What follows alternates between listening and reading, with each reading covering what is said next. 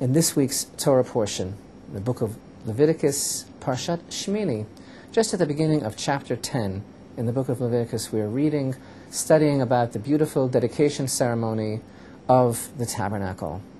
And finally, as the offerings that are done in the beginning of the month of Nisan are concluded, the Tabernacle is dedicated, the fire comes down from heaven, and everyone witnesses the indwelling of the presence of God.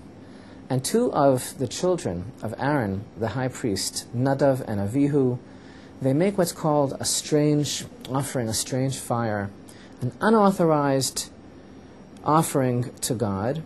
And as everybody knows, we read there one of the most perplexing and difficult passages in the book of Leviticus. We read about how these two fine young men, the children of Aaron, were struck down for bringing this strange fire.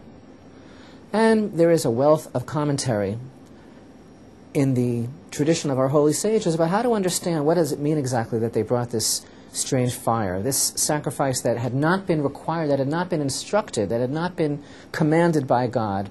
And while there are many commentators who view this in a negative way, there is also a tradition that these two men, Nadav and Avihu, were actually acting out of a very noble, a very positive place. They really wanted to come closer to God.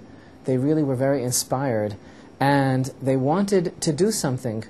And the whole thing really was very positive, and it was coming from a very high spiritual motivation, but it was wrong.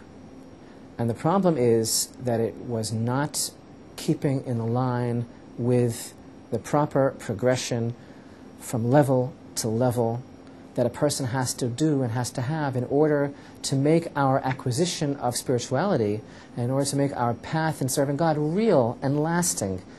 It has to make sense. It has to be according to who we are. And it has to be following God's word.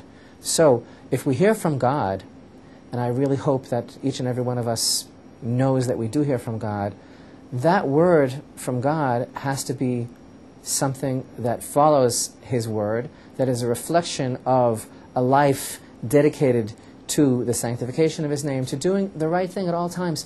We have to be very careful, if we hear that voice, that it isn't self-aggrandizing, that it isn't self-serving, that it isn't selfish, and that it makes sense, that it follows the progression of what it really means to have our feet on the ground and our head in heaven, to really be able to serve God, but to stay in this world, and to really know that everything that we are doing is truly for His sake.